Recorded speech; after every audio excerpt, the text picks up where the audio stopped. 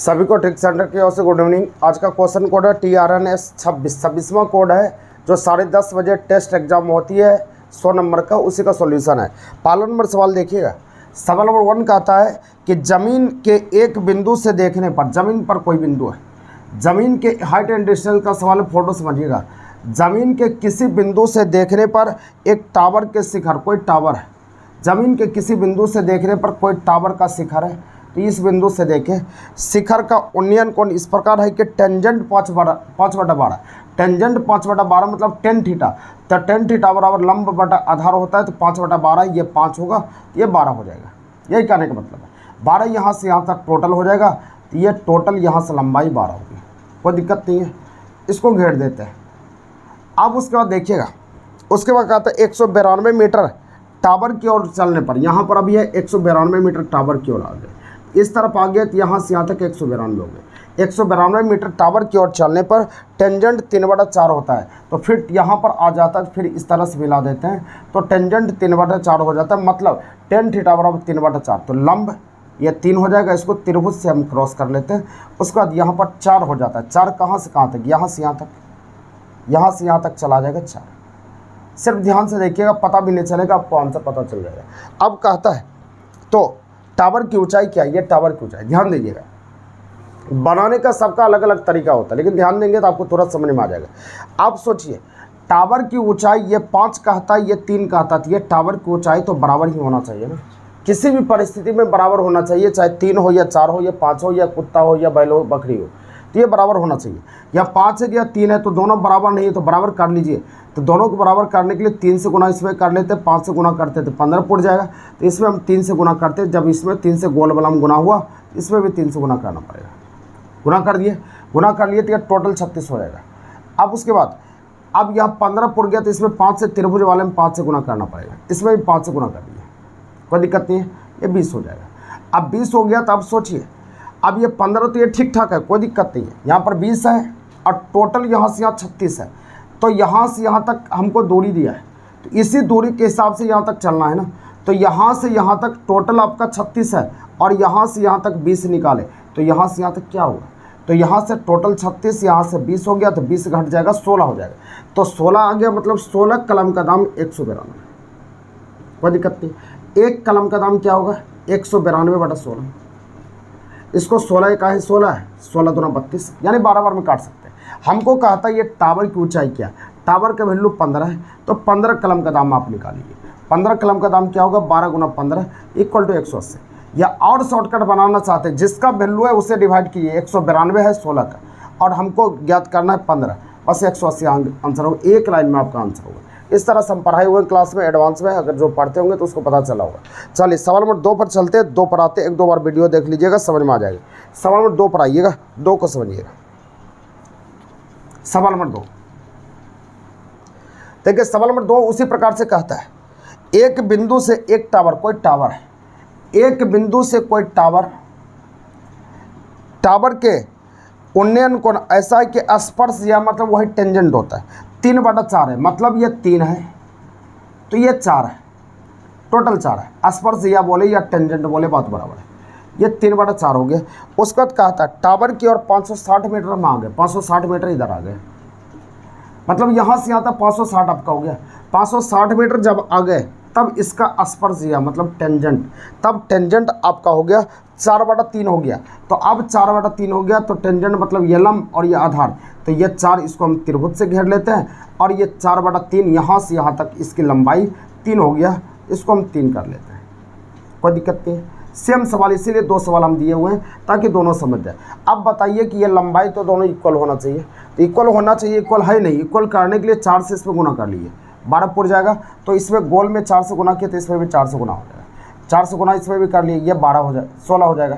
अब उसके बाद 3 से इसमें गुना करना पड़ेगा, तब तो 12 होगा, 3 से इसमें भी हमको गुना करना पड़ेगा, 3 से इसमें गुना कर लिए, ये 9 हो गया। अब आइए, अब हो गया, बस सिर्फ दिमाग लगाना है कि यहाँ पर हमको काम करना है, तो यहाँ पर काम करना है, तो इतना का वैल्यू 560 है। अब सोचिए टोटल यहाँ से यहाँ तक 16 और यहाँ से यहाँ तक 9, तो यहाँ से यहाँ तक कितना होगा 7 होगा, टोटल आपका 16 हो गया, और यहाँ से लंबाई 9 हो गया, तो ये तो 7 ही होगा ना, यानी 7 में आपका 560 है, मतलब 560 जो है 7 का वैल्यू, जिसका वैल्यू उससे भाग दिए और इसको पता करना उससे गुना कीजिए। हमको चाहिए ये हाइट चाहिए, हाइट तो 12 निकाल लिए, 12 से गुना करिए, इसको 80 बार में काट सकते हैं यानी 960।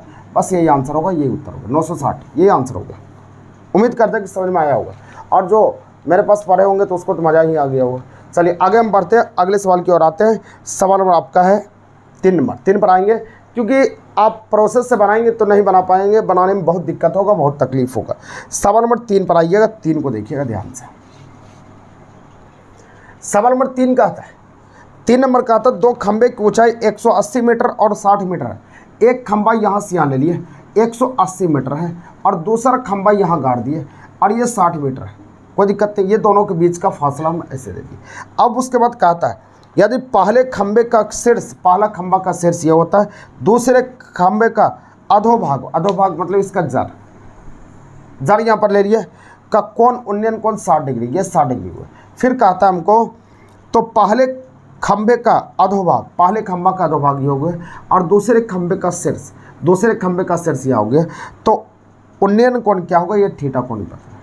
कोई दिक्कत नहीं, आप बहुत आसानी से इसको ज्ञात कर सकते हैं, तुरंत आपका आंसर हो जाएगा, सिर्फ ध्यान दीजिएगा।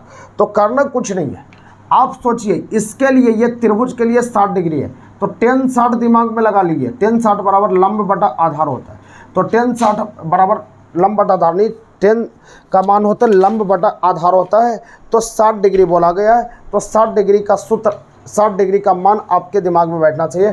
tan 60 बराबर क्या होता है, √3 होता है। तो यहाँ पर मतलब इसका वैल्यू √3 हो जाएगा, कोई दिक्कत नहीं, √3 और इसका वैल्यू 1, क्योंकि लंब बटा आधार होता है। हम √3 और 1 लिख दिए। तो हमको चाहिए ये थीटा का मान चाहिए, तो थीटा का मान ज्ञात करने के लिए सोचिए आप कि थीटा की ये तो 60 हो गया, लंब 60 हो गया, अगर इसका मान पता चल जाए तो इस त्रिभुज में तो हम आ सकते हैं। तो आप देखिए यहाँ पर जो हम जानते होंगे तो यहाँ पर कर सकते हैं, तो यानी √3 का वैल्यू 180 दिया है, यानी √3 का वैल्यू 180 है, √3 का वैल्यू 180 है, तो 1 का वैल्यू क्या होगा, 180 बटा √3। अगर परिमेय कर हम करते हैं तो √3 बटा √3 से हम बटा कर लेते हैं, तो यहाँ पर 3 √3 गुना √3 3 हो जाएगा, 60 बार में काट सकते हैं, 60 √3, मतलब इसका वैल्यू 60 √3 हमने निकाल लिया। तो हमको चाहिए थीटा, तो थीटा ज्ञात करने के लिए कुछ नहीं करना है, आपको इस त्रिभुज में tan थीटा लगा लो, tan थीटा, या और जो होशियार होगा तो डायरेक्ट भागे दे देगा। tan थीटा बराबर हम लिख सकते हैं लंब बटा आधार, 60 √3 निकालें तो 60 तो कैंसिल हो जाएगा, तो 1 बटा √3 आया, तो 1 बटा √3 किसका वैल्यू होता है, tan 30 का मान। तो tan 30 का मान हो गया, तो tan 30 या थीटा लिख देते हैं, तो थीटा बराबर हम डायरेक्ट लिख सकते हैं 30, इसलिए थीटा बराबर 30 डिग्री हो गया, क्योंकि 1 बटा √3 tan 30 का मान होता है, तो 30 डिग्री आंसर होगा। या और होशियार होगा तो ये सब काम नहीं करेगा, तुरंत दिमाग लगा लेगा, बस बटा कर लेते हैं, बटा यहाँ पर कर लेगा, इतना काम नहीं करेगा, तो यहाँ पर सिर्फ दिमाग लगा लेगा, इसको भी नहीं करेगा। डायरेक्ट करना क्या है कि आपको यहाँ पर सोच लेना कि √3 वैल्यू है 180 का, 180 से √3 से डिवाइड कर लिए। हमको चाहिए कि यहाँ पर 1 का वैल्यू हो गया, ये इतना हो गया, तो परिमेयकरण कर लेते हैं, √3 बटा √3 हो गया, तो ये आधार का वैल्यू निकल गया, आधार का वैल्यू निकल गया, तो 60 √3 हो गया। हमको चाहिए tan थीटा बराबर, आप जानते हैं लंब बटा आधार, तो पहले लंब होगा तो लंब ऊपर 60 डाल दिए, 60 कैंसिल हो गया, 1 बटा √3 हो गया, तो दिमाग लगा लेना है, 1 बटा √3 किसका मान होता है, 10 में, तो आप बोलेंगे 30 डिग्री का मान होता है, इसलिए थीटा बराबर 30 डिग्री। समझ में आ गया, आपका आंसर 30 डिग्री। चलिए आगे बढ़िए, अगले सवाल की ओर आएंगे। सवाल नंबर आपका है 4 पर आइएगा, 4 को समझिएगा। 4 नंबर कहता है ए और बी 2 मीनार की लंबाई 45 मीटर और 15 मीटर है, एक 45 मीटर का है और दूसरा 15 मीटर का है, 15 मीटर का। मीनार बी के तल से मीनार एक शीर्ष ए के उन्नयन कोण 60 डिग्री, यानी कि यहाँ से यहाँ 60 डिग्री। तो हमको इसका थीटा का मान ज्ञात करना है, ये थीटा का मान क्या होगा हमको आपको पता करना है, वही दिमाग लगाना है। तो सोच लीजिए कि यहाँ पर आपको यहाँ पर 60 डिग्री है, tan 60 दिमाग में रखना है, tan 60 का मान होता है √3, तो √3 लंब का वैल्यू होता है, लंब यहाँ √3 डालिए, √3/1, ये आधार का वैल्यू 1 हो जाएगा। यानी क्या, √3 मान हो गया 45 का, तो लगा लो, यानी √3 मान 45 का, तो 1 का मान क्या होगा 45/√3। अब इसको परिमेयकरण करते हैं, तो इसको लिख पाएंगे हम, ये 3 हो जाएगा, 15 बार में काट सकते हैं, 15/√3। हमको tan थीटा पर चलना है, तो tan थीटा बराबर लंब बटा आधार, यानी 1 का वैल्यू ये आ गया, तो लंब 15 और आधार 15√3, तो 15/15√3, ये दोनों कैंसिल हो जाएगा, तो 1/√3। आप सोचिए कि कितने tan में का मान होता है, बोलेंगे 30 डिग्री, यानी थीटा का मान 30 डिग्री होगा। हमको चाहिए sin थीटा, तो sin थीटा sin 30 बराबर आप लिख लो, sin 30 बराबर हाफ होता है, यही रिजल्ट बनेगा हाफ। समझ में आ गया, आपका आंसर हाफ होगा। अगला सवाल का आता है सवाल नंबर 5 को देखिएगा ध्यान से, 5 पर आते हैं, 5 को समझने का प्रयास करेंगे। सवाल नंबर 5 नंबर सवाल का आता है, एक बर्तन में दूध और पानी का अनुपात 3:1, 3:1 हो गया दूध और पानी। अब कहता है मिश्रण से कितना मिश्रण हटा दो, मतलब मिश्रण हमको हटाना है, कितना हटाना हम पता नहीं। अब उसके बाद कहते हैं उसके स्थान पर पानी डाल दीजिए कि ताकि इसका अनुपात 1:1 हो, मतलब मिश्रण निकालिए और इसमें पानी आप मिक्स कर दिए, तो मिक्स कर दिए तो पानी, मिश्रण जब निकाले तो पानी डाले, तो पानी में आपका ये परिवर्तन होना चाहिए, लेकिन दूध जैसा है तो वैसा तो दूध होना चाहिए। जैसे हम बोले कि मेरे स्कूल में 5 लड़का है और 10 गर्ल्स हैं, तो हम यहाँ पर बोले कि इसमें लड़का लड़की और इसमें डालते, तो लड़की की संख्या में परिवर्तन होगा, लड़का तो ज्यों का त्यों होगा। हम मिश्रण निकाले, कोई बात नहीं, मिश्रण निकला तो अनुपात में कोई चेंजिंग नहीं हुआ, लेकिन जब पानी हम डालेंगे तो पानी का अनुपात जो है उसका बदलेगा, लेकिन इसका अनुपात दूध ज्यों का त्यों रहना चाहिए। यह 3 है तो यही भी 3 होना चाहिए, लेकिन है नहीं है तो इसको बराबर करने के लिए गुना कर लीजिए, 3 से गुना करेंगे तो इसमें भी 3 हो जाएगा, कोई दिक्कत नहीं। अब हो गया, बस इतना ही काम करना है, जो नहीं बदलेगा उसके वैल्यू को बराबर कर लीजिए। अब देखिए पहले 1 था, तो अब यहाँ पर क्या निकल गया, 3 निकल गया, तो कितना ये बढ़ा, 2 का बढ़ा, 2 बढ़ा कितना में, कितना मिश्रण में, ये 3, तो कितना भाग हो गया, तो टोटल यहाँ 6 मिश्रण का बढ़ा, तो 6 से डिवाइड कर लेते हैं, 1/3 भाग, यही उत्तर हो जाएगा 1/3। इतना ही काम करना है, 1/3 होगा। चलिए आगे बढ़िएगा, सवाल नंबर 6 पर आइए। 6 का देखते हैं। 6 नंबर का आता है 64 लीटर शराब के एक बर्तन से 8 लीटर मिश्रण निकालकर उसके स्थान पर पानी डाल देते हैं। तो एक बार निकाला 64 लीटर था, मिश्रण था, 64 लीटर यहाँ पर था, शराब था, सॉरी, यहाँ से 8 लीटर निकाला, तो 8 लीटर निकाला, तो सोचिए कि 8 लीटर निकला तो यहाँ पर बचेगा कितना, 56, कोई दिक्कत नहीं। तो बचा हुआ पार्ट ये 56 बचा, तो बचा हुआ ये शेष है, बचा हुआ। अब यहाँ से इसको काट सकते हैं, 8 8 64, 8 7 56, बस इसको लिख लीजिए। लिखने के बाद जितने बार यह क्रिया करेगा उसका क्यूब डाल दीजिएगा। तो कहता है यह प्रक्रिया कितने बार किया जाता है, यह प्रक्रिया आपके सवाल में दिया जा रहा है, सवाल नंबर 6 है ना, हाँ 6 नंबर कहता है यह प्रक्रिया तीसरी बार तक किया जाता है, मतलब 3 बार किया जाता है, तो बस इसका क्यूब डाल दिए, क्यूब डाल दिए।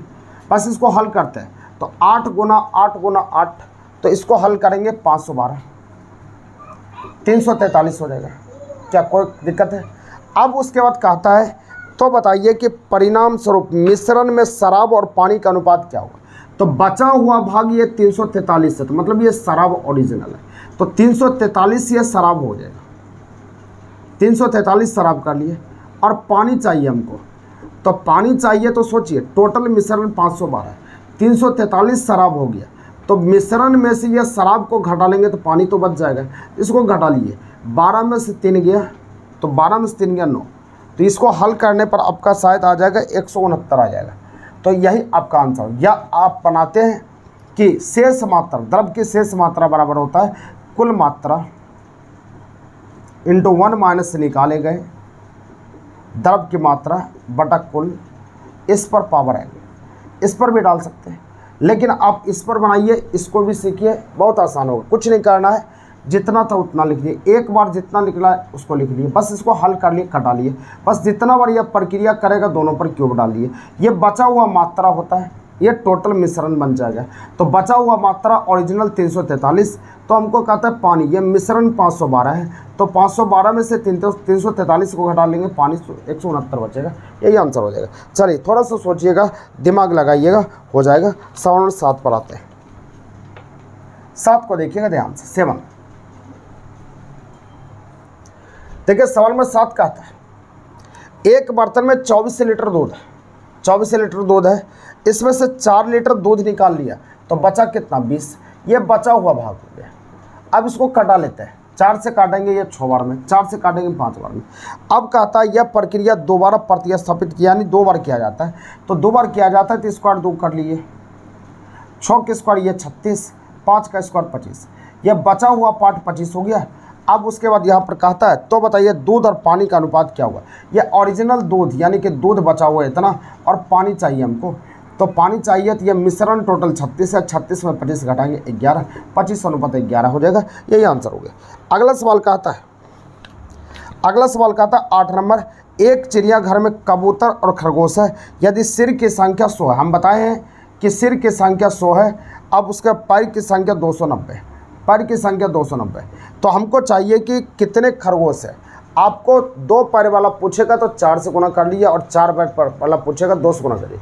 खरगोश चाहिए, खरगोश चाहिए मतलब क्या 4 पैर वाला चाहिए, तो हमको 2 पैर से गुना कर लेना है सिर में, बस दोनों का अंतर कर लिए, बटा 2 कर लिए, क्लास में बताए हुए, बस इसको हल करना है। ये 200 290, तो 90 बटा 2 हो जाएगा, आपका आंसर 45 हो जाएगा, यह उत्तर 45 होगा आपका आंसर। इसी को हल करना है, हल कीजिएगा तो आपका 45 आंसर हो गया। चलिए अगले सवाल की ओर बढ़िएगा। सवाल नंबर आते हैं 9 पर। 9 नंबर सवाल का आता है एक आदमी के पास 60 कलम है, वह इनमें से कुछ को 12% लाभ पर और बाकी को 8% नुकसान पर बेचा। 12% लाभ को 112 भी बोल सकते हैं, या इसको प्लस में भी लिख सकते हैं 12% लाभ पर। अब शेष को 8% नुकसान पर, 8% नुकसान मतलब क्या 8 माइनस में चला जाएगा। अब उसका कुल सौदे पर उसे 11% का लाभ हुआ, 11% लाभ पर ये प्लस हो गया। अब नियम क्या कहता है, क्रॉस तो घटता है, तो घटता है 12 में से 11 गया, यहाँ पर 1 होगा।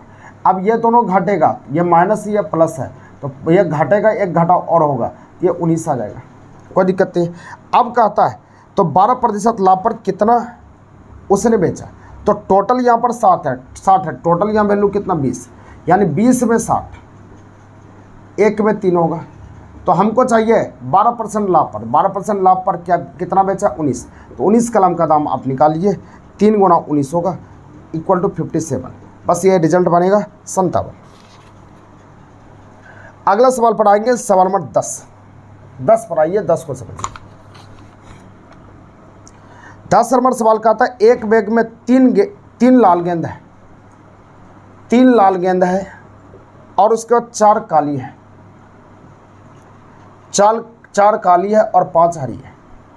अब कहता है इस गेंद से 3 गेंद को निकाला जाता है, तो सभी गेंद एक ही रंग के होने की क्या प्रायिकता है। ध्यान दीजिएगा, सब गेंद एक ही रंग के होने की क्या प्रायिकता है। तो आप क्या कर सकते हो सकता है कि तीनों लाल हो, या का मतलब जोड़ होता है, या 4 में से 3 गेंद तीनों काली हो, या का मतलब प्लस 5 हरी है, इसमें 3 गेंद निकाला, 5 हरी हो। लेकिन क्या 3 गेंद निकला तो टोटल कितने में निकल गया, 4 3 7 5 12 C3। इसको हल कर लेंगे, आपका आंसर बन जाएगा। उम्मीद करते कि हल कर लेंगे, क्योंकि हम आपको ये सिखा चुके हैं अच्छे से एडवांस में। सवाल नंबर 11 पर आएंगे।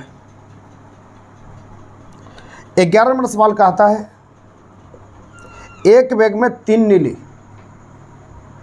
नीली गेंद है, 4 काली गेंद है। सवाल नंबर 11, हाँ 3 नीली है और 7 पीली है, 7 पीली है गेंद रखी है। बॉक्स से 2 गेंद बारी बारी से बिना प्रतिस्थापन का निकाला जाता है, तो प्रक्रिया ज्ञात कीजिए कि भिन्न भिन्न रंग का हो।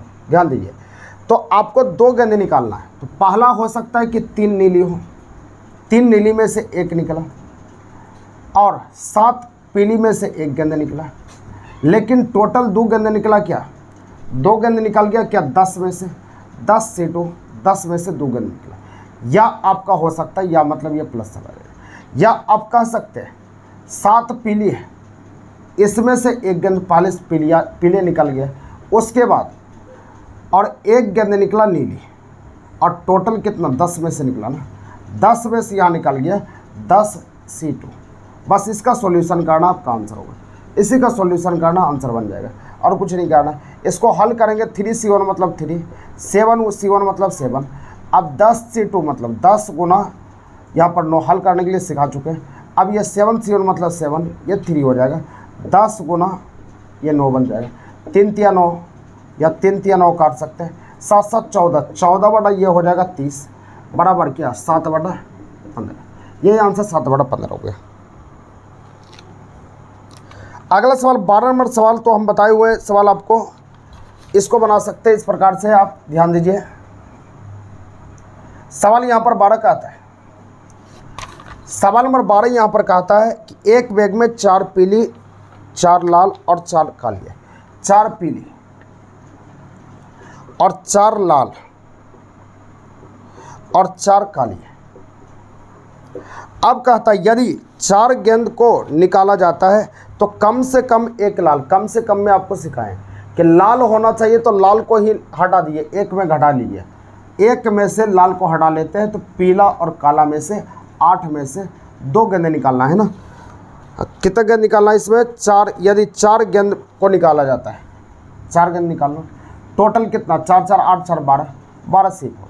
बस इसी का सॉल्यूशन करना, आपका आंसर हो जाएगा 1 - 8 गुना, इसको कितना लिखेंगे 7 गुना 6 गुना 5, और C4 तो ख़त्म हो जाएगा, 12 गुना 11 गुना 10 गुना 9।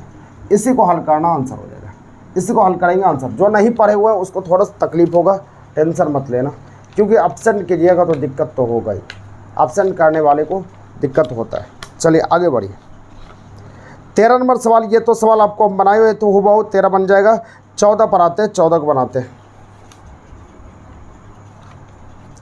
14 नंबर सवाल कहता है, 14 जो मेरा स्टूडेंट है, मेरा क्लास करता है तो उसको समझ में आ चुका है, जो क्लास नहीं करता तो उसको दिक्कत होगा। प्रथम 9 अभाज्य संख्या का औसत क्या हो? पहला अभाज्य संख्या 2, दूसरा 3, तीसरा 5, चौथा 7, फिर आपका 11, फिर आपका 13, 1 2 3 4 5 6, इसी तरह चलेंगे। 9 अभाज्य संख्या को लेंगे, सभी को जोड़ देंगे, जोड़ने के बाद 9 से डिवाइड कर लीजिएगा, वही रिजल्ट बनेगा आपका। सवाल नंबर 15 पर आइए। 15 नंबर कहता है कि प्रथम 10 सम प्राकृतिक संख्या का औसत क्या होगा? औसत सम का n+1 होता है, तो 10 + 1 = 11 हो जाएगा, यही आंसर 11 होगा। अगला बढ़ेंगे, अगला सवाल यहाँ कहता है सवाल नंबर 16, 100 से कम सभी विषम संख्या का औसत। 100 से कम पहली विषम संख्या 1, 100 से कम अंतिम 99/2, 100/2 करेंगे, ये 50 हो जाएगा, रिजल्ट 50 होगा। अगला सवाल है 17, 50 तक के सभी सम संख्या का औसत। 50 तक में सम संख्या 25 होता है, तो सम संख्या का औसत n+1, 25 + 1 26 होगा, यही आंसर होगा। सवाल नंबर 18, 3 के प्रथम 5 गुणज, तो पहली जोड़ अंतिम/2 होता है 3 गुना 1, 3 गुना 1 और 5 गुणज 3 गुना 5, 3 के तो 3 गुना 1, 3 के 5 गुना 3 गुना 5, पहली जोड़ अंतिम/2 हो गया 3, ये 15 3 18/2, 9 आंसर हो गया, ये उत्तर हो जाएगा। प्रथम 10 प्राकृतिक संख्या के वर्गों का औसत क्या होगा? वर्ग, ध्यान दीजिएगा, कहने का मतलब है प्रथम 10 प्राकृतिक संख्या के वर्गों का औसत क्या होगा? 19 नंबर, यानी 1 स्क्वायर, 2 स्क्वायर और यहाँ पर 10 स्क्वायर का औसत क्या होगा? इसका योगफल पहले सोचते हैं कि n × n+1 × 2n+1/6 होता है, ये योगफल का सूत्र होता है। योगफल में से सिर्फ n को हटा लीजिए, औसत बन जाता है, इसको हटा लेना है, तो औसत बन जाएगा n+1 × 2n+1/6, ये हो जाएगा, औसत बनेगा। बस यहाँ n का मान डाल लीजिए, n का मान 10 डालिएगा, 10 + 1 11, 10 × 20 + 1 21/6, इसी को हल करना है, आपका औसत बनेगा और कुछ नहीं करना है, यही आपका आंसर होगा। इसी को हल करना आंसर, सिर्फ हम आपको हिंट दे रहे हैं, आप हल करेंगे, क्योंकि सारा सवाल बनाना संभव नहीं है। आपको हम जैसे बता रहे हैं, 1 बार 2 बार करके उसको बना लेना है, आंसर बन जाएगा। अगला सवाल कहता है सवाल नंबर 20 नंबर कहता है 20 नंबर का आता है 25a + 25b बराबर 115। तो a तथा b का औसत क्या होगा, ध्यान दीजिए। 20 नंबर सवाल का आंसर ज्ञात करने के लिए सुनिएगा, 25a + 25b बराबर 115। तो a तथा b का औसत, a तथा b का औसत, औसत ज्ञात करना हो, किसी का औसत ज्ञात करना हो, औसत बराबर योग बटा संख्या, मतलब a और b को जोड़ लेते हैं और संख्या सिर्फ, मतलब यही रिजल्ट चाहिए, यही औसत होता है। औसत इसी का मान ज्ञात करना है, तो कर लीजिए, आप कुछ करना नहीं है। तो यहाँ करने के लिए क्या करेंगे, a 25 कॉमन ले लेंगे तो a + b बराबर 115/2 होगा। क्या होगा ना, बस a + b का मान यहाँ रख लीजिए, अब /2 कर लेंगे, आंसर बन जाएगा, ये उत्तर बन जाएगा। हल कर लीजिए। अब इसको हल करने के लिए 25 है ना, 25 डाल लो। a + b का मान आपने निकाला, गुना 2 हो गया। बस इसको हल करेंगे। हल करने के लिए 50 पूरेगा, 2 और दे देते हैं, 100 पूरेगा, 2 इसमें भी गुना कर लेते हैं, 230 हो जाएगा, ये 100 हो जाएगा, 0 0 कट गया, आपका 2.3 हो जाएगा। यही आंसर है 2.3 हो जाएगा, यही आंसर होएगा 2.3। कोई ऑप्शन नहीं है, इसको बना लेंगे, कोई आंसर नहीं आ रहा है, 2.3 होगा, यह रिजल्ट बनेगा। उम्मीद करते हैं समझ में आ गया होगा। आगे बढ़ते हैं, फिर से समझ लीजिए। 25 कॉमन ले लिए तो 115 बटा आपका हो गया 25 हो गया। तो हमको बोलता है a और b का औसत योग बटा संख्या होता है, 2 को संख्या 2 से डिवाइड कर ली। a और b का मान यहाँ पर आ गया 115 आ गया बटा 25 हो गया। अब यहाँ पर /2 यहाँ है तो 2 यहाँ डाल दिए, और यहाँ पर देखिए ये 50 पुर गया, 50 दूना 100 पुर गया, 2 से यहाँ गुना किया तो 200 पर भी हो गया, तो 230 हो गया, 0 0 खत्म हो जाएगा, 2.3 आपका आंसर हो गया। चलिए आगे बढ़िए, सवाल नंबर 21 पर आइए। 21 नंबर सवाल देखिएगा।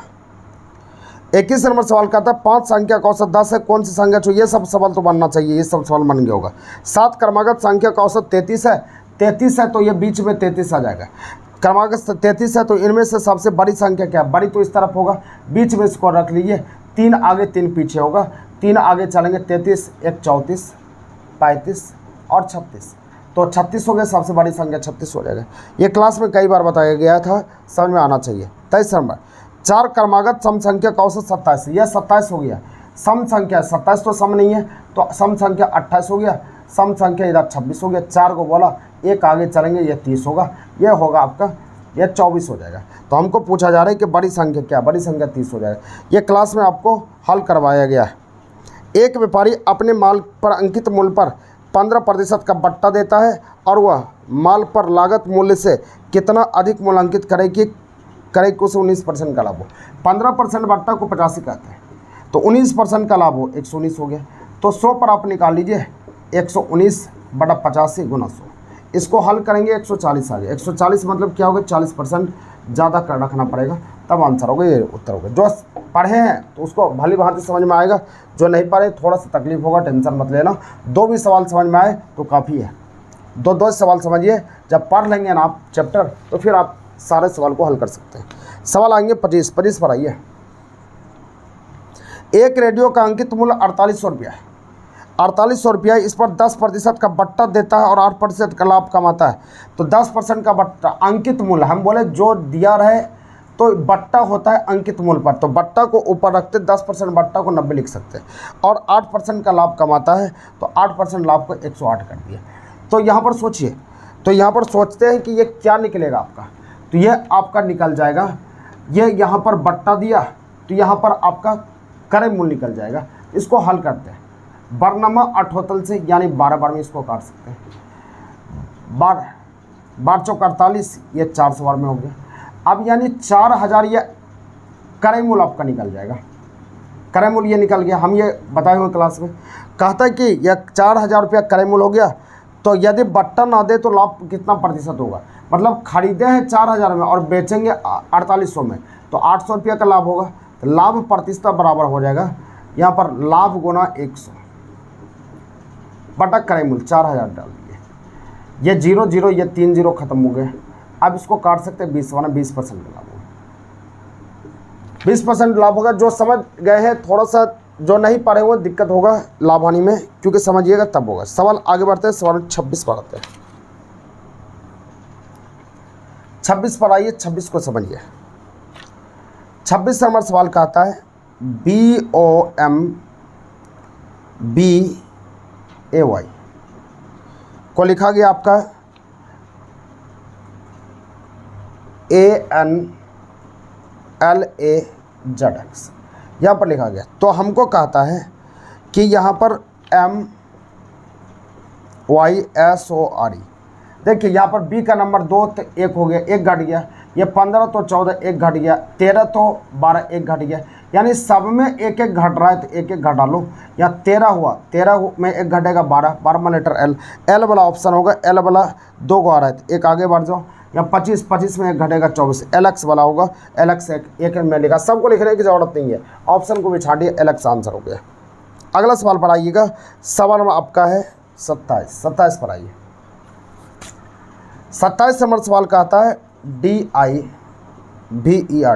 डाइवर्ट को लिखा गया है SCQHDU। यहाँ पर देखना पड़ेगा कि आपको ये डाइवर्ट को कैसे लिखा गया। डाइवर्ट को याद सोचिए कि यहाँ पर R 18 है, 19 कर दिया, यहाँ पर या 18 है तो यहाँ पर 19 कर दिया, 1 प्लस किया, 1 प्लस किया और फिर 2 माइनस किया, फिर उसके बाद फिर यहाँ 2 को किया गया है, फिर आगे तो यहाँ तो कुछ नहीं मिल रहा है, तो इसको इसमें देखिए तो क्या किया गया, अभी तो पता तो नहीं चल रहा है इसमें क्या करना है।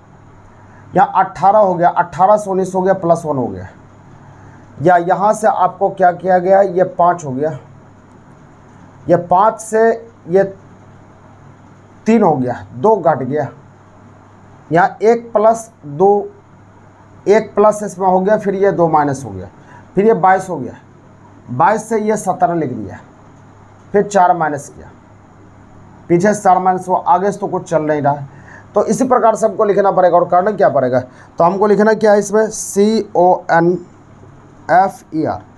पीछे से 1 प्लस हुआ, 18 1 19, 19 वाला तो ऑप्शन भी नहीं आ रहा है इसमें, 19 तो S होना चाहिए क्योंकि 1 प्लस हो गया तो वहाँ तो 1 प्लस होना चाहिए।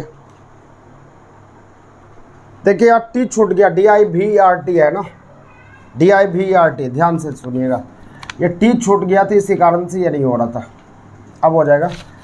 DIVERT यहाँ लिखा हुआ है, ये 20 हो गया तो 20 से 19 हुआ, -1 हो गया, कोई दिक्कत नहीं है। अब C देखिए यहाँ से पीछे से चल रहा है, एक आगे से माइनस हुआ तो एक पीछे से माइनस हुआ, फिर R 18 है, ये 17 है, एक पीछे से तो यहाँ से फिर 19 से 8 हो गया, एक आगे से, एक यहाँ पीछे से हो गया, यहाँ फिर एक इस तरफ से हो गया, यानी एक आगे एक पीछे हो रहा है। तो आपका रिजल्ट बनेगा क्या, कितने नंबर सवाल था आपका, सवाल ये 26 था ना, तो आपका ये रिजल्ट बन जाएगा आपका CONFER, आगे से R 18 तो 17, क्यों, यहाँ पर पीछे से 3 तो 2B, इस तरह से बन जाएगा, ये 5 है तो 4D, ये O 15 है तो 15 तो यहाँ हो जाएगा 14, 14वां लेटर N, तो QBDN आपका 4 नंबर में मिला, QBDN। अच्छा आगे भी है तो आगे इसी प्रकार से कर लीजिएगा, आपका आंसर हो जाएगा, समझ में आ चुका होगा। चलिए सवाल नंबर 27 हो चुका है, 28 आएंगे। 28 नंबर सवाल कहता है, 28 नंबर तो आपको दिख रहा होगा कि -1 हो रहा है, 28 -1 घट रहा है, तो -1 हो गया तो 28 नंबर देख लिया, PART OZQS, P 16 तो यहाँ 15, AZ A में से 1 गया, 0 हो जाएगा, 0 0 एक एक माइनस होगा, इसको बना लीजिएगा। सवाल नंबर 29 पर आएंगे। 29 सवाल कहता है DIAMOND,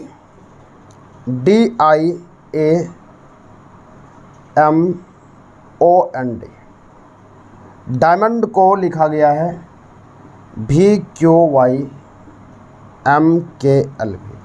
देखिए सीरीज है, इसमें दिमाग लगाना पड़ेगा।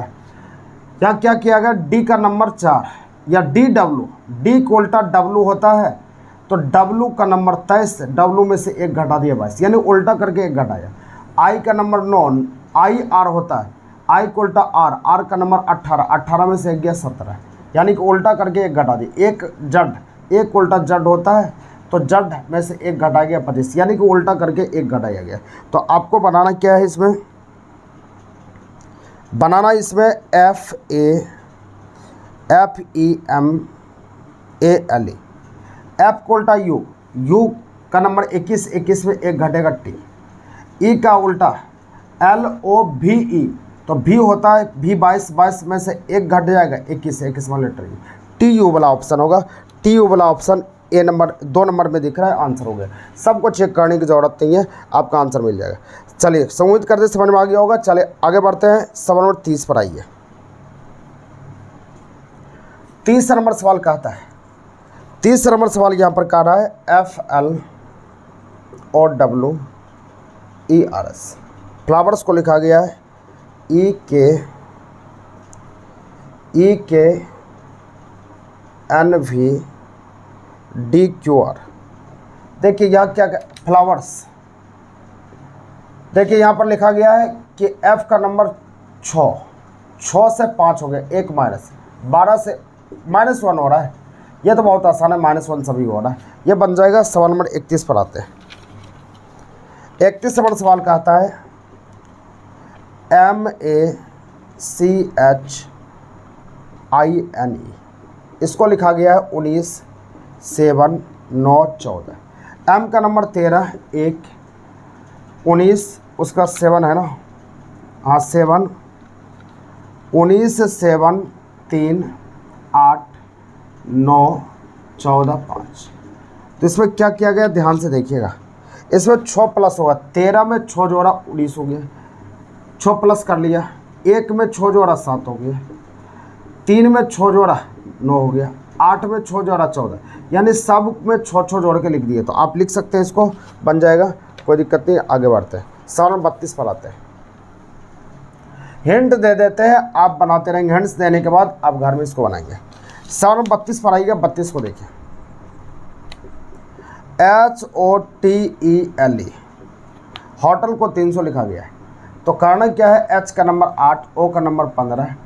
अब यहाँ पर हो गया T का नंबर 20, E का नंबर 5 और L का नंबर 12, ये 5 हो गया। 5, 5, 10, 20, 30, 30, 10, 40, 5, 45, 5, 55, 55, फिर आ गया ये टोटल। इसको जोड़ेंगे ये 60 पूर जाएगा।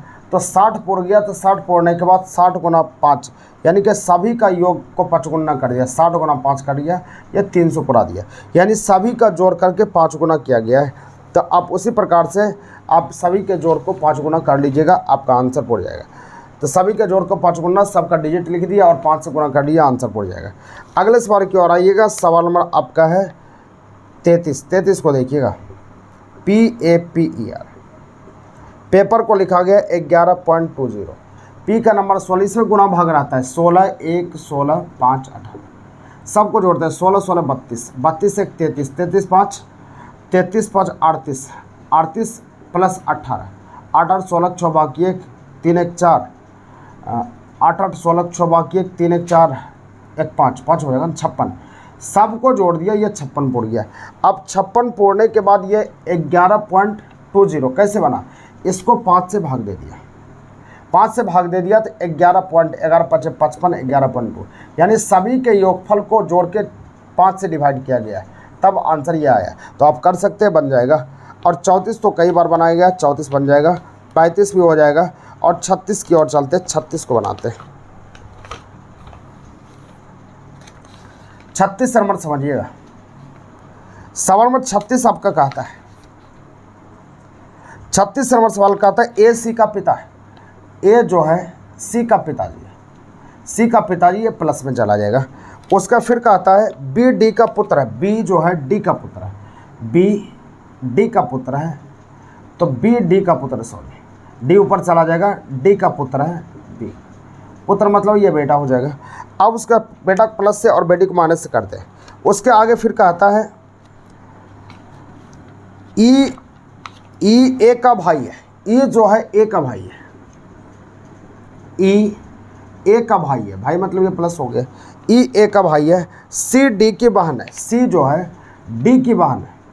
तो यहाँ पर कह दिया कि C D की बहन है, तो C जो है D की बहन है, तो इस प्रकार से जुट जाएगा। C D की बहन है, बन गया, कोई दिक्कत नहीं है। तो बताइए कि B का E से क्या संबंध है। तो B जो है, तो B का E से क्या संबंध है।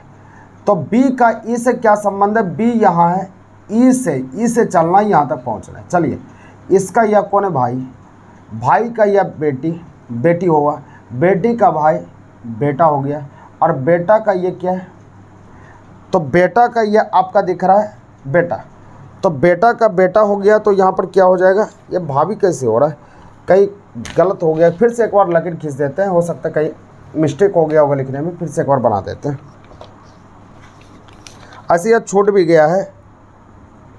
सवाल कहता है ए सी का पिता है, ए जो है सी का पिताजी है, ए सी का पिताजी है, मतलब क्या, ये प्लस में जाएगा, ठीक है। ए सी का पिता है, डी बी का पुत्र है, डी जो है बी का पुत्र है, तो डी बी का पुत्र है, डी बी का पुत्र है, ये प्लस में जाएगा, ठीक है। अब उसका कहता है ई ए का भाई है, ई जो है ए का भाई है, ये ऐसे बनेगा, ई ए का भाई है, तो ई यहाँ हो गया, ए का भाई बन गया, ऐसे बनना चाहिए। सी डी का बहन है, सी जो है डी की बहन है, तो यहाँ पर सी हो गया, डी की बहन हो गया, सी डी की बहन होगा, ऐसे फीमेल में चला जाएगा, डी की बहन है। तो बताइए कि बी का ई से क्या संबंध है, सी डी की बहन है, अच्छा यहाँ पर सी तो है ही है ना, इसमें सिर्फ जोड़ देना है, जोड़ देना है। तो बताइए कि यहाँ पर बी का ई से क्या संबंध है, बी जो है ई से कैसे संबंध है, देखिए इसका बेटा इधर, इसका यहाँ पर क्या है, इसका बेटा इधर, इसका मतलब ये पति है तो ये पत्नी हो जाएगा इसका ना, ये पत्नी हो जाएगी, ये माइनस में चला जाएगा।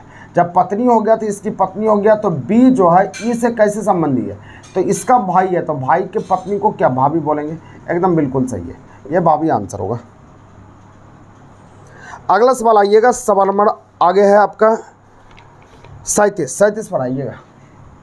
37 नंबर ये ब्लड रिलेशन का सवाल है, ध्यान देना है, जो पढ़े होंगे तो थोड़ा दिमाग लगाइएगा, समझ में आ जाएगा। 37 नंबर सवाल का आता है ए बी का भाई है, 37 तो ये था ही है ना, अच्छा दूसरा सवाल है ए बी का भाई है, ए जो है बी का भाई है, ए बी का भाई है, मतलब ये प्लस में हो गया। उसका कहता है सी ए का पिता है, सी जो है ए का पिताजी है, ये प्लस में चला जाएगा, सी ए के पिता है। डी सी की बहन है, डी जो है सी की बहन है, डी सी की बहन है, ये माइनस में चला गया। उसका और ई डी की माँ है, ई जो है डी की माँ है, ई डी की माँ है, तो ये माइनस में चला गया, ए डी की माँ हो गया।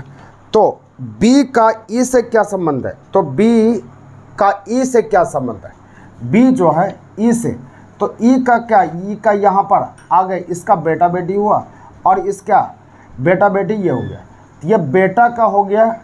अगर बेटी रहता तो पोती कहलाता, अगर बेटा रहता तो पोता कहलाता, लेकिन कुछ इसका गारंटी नहीं है कि लड़का है लड़के, इसीलिए ज्ञात नहीं कर सकते, आपका आंसर हो गया। अगला सवाल 38 पर आएंगे, ये बनना चाहिए आपसे। एक पार्टी में दादी माइनस होती है, अब पिता प्लस होता है, और माँ माइनस होती है, और 4 पुत्र, 4 को बेटा हो गया, 4 प्लस हो गया, 4 पुत्र और उनकी पत्नियाँ, यानी 4 को माइनस में चला गया, उनकी पत्नियाँ तथा प्रत्येक पुत्र के 2 बेटियाँ, प्रत्येक पुत्र के 2 बेटियाँ, इसका 2 बेटी है, तो 2 बेटी है, तो 4 पुत्र है, तो 4 8 बेटी हो जाएगा। तो हमको कहता है इस पार्टी में स्त्री की संख्या क्या होगा, माइनस वाला स्त्री 8 स्त्री, 8 4 12 13 14 स्त्री हो जाएगा, ये आंसर है, 14 स्त्री आंसर बन गया। और 40 नंबर तो बन गया होगा, 40 बना लिए होंगे, 41 भी हो गया होगा। अब 42 आगे यहाँ पर कहता है, आगे ध्यान दीजिएगा, 42 पूर्व अवधारणा को समझिएगा, 42 से इसको समझना है, इसमें टाइम नहीं लगेगा। 42 नंबर सवाल करता क्रीड़ांगन में, यानी कि खेल के मैदान में प्रवेश करने से पहले पढ़िए, यानी कि खेल के मैदान है उसमें प्रवेश करने से पढ़ने के लिए बोलता है। तो पूर्व अवधारणा बोलता है कि लोग शिक्षित है, कोई गारंटी नहीं कि लोग शिक्षित है कि क्या है, इसका मतलब नहीं है। लेकिन उसके बाद है यहाँ पर कहता है कोई अंधा व्यक्ति, तो क्रिकेट मैदान में अंधा से मतलब नहीं, अंधा ऊपर कुछ नहीं किया गया। 1 नंबर सही होगा, क्योंकि पढ़ने के लिए बोला जा रहा है, इसलिए पढ़ के कौन जाएगा आदमी, जो शिक्षित होगा, 1 नंबर सही होगा। 2 नंबर का आता है घाटा पूर्ति के लिए करों को बढ़ाया जाए, मतलब कि घाटा हुआ है तो कर को बढ़ाया जाए, तो कर मतलब टैक्स को बढ़ाया जाए। तो पहला नंबर का आता है कि घाटा हुआ है तो घाटा हुआ है, तो ये क्लियर हो गया, तो घाटा हुआ है, तो घाटा हुआ है। दूसरा नंबर का था वर्तमान कर बहुत कम है। वर्तमान कर क्या कम है या ज़्यादा, इससे मतलब नहीं है, इसका मतलब भी घाटा हुआ है, 1 नंबर सही हो जाएगा। 43 नंबर का था यदि हम गरीब परिवार के बच्चों के लिए पहले दर्जे के पाठशाला उपलब्ध करा लें और पाठशाला में उचित हाजिरी की व्यवस्था किया जा सके तो शिक्षा के क्षेत्र में एक महत्वपूर्ण उपलब्धि होगी। मतलब कहने का मतलब है कि पाठशाला को सरकारी हम बना लें और वहाँ सरकारी बना ले और जो गरीब बच्चा है वहाँ एडमिशन करा दे। एडमिशन कराने के बाद एक हाजिरी की व्यवस्था कर दे। हाजिरी मतलब हाजिरी इसीलिए व्यवस्था किया जाता है क्योंकि रोज़ स्कूल पहुँचे आदमी। हाजिरी की व्यवस्था किया जाए तो एक अच्छा योगदान होगा। इसका मतलब क्या, बच्चा भागता होगा, इसीलिए हाजिरी की व्यवस्था कर रहा है ना। तो पहला अवधारणा कहता है सभी गरीब के, सभी लग जाएगा तो ये गलत होता है, सभी वाला ये गलत, सभी गरीब परिवार के बच्चे अच्छे पाठशाला में नहीं पढ़ते, ये गलत हो जाएगा। दूसरा नंबर कहता है गरीब परिवार के बच्चे नियमित पाठशाला नहीं जाते, एकदम बिल्कुल सही है। हाजिरी की व्यवस्था किया, क्यों, क्योंकि पाठशाला नहीं जाता है, इसलिए 2 नंबर सही होगा। अगला सवाल कहता है एल्युमिनियम का प्रयोग करें पैकिंग के लिए बहुउपयोगी वस्तु है। यानी एल्युमिनियम का पैकिंग करने के लिए एक कंपनी बोलता है ये बहुत अच्छा वस्तु है।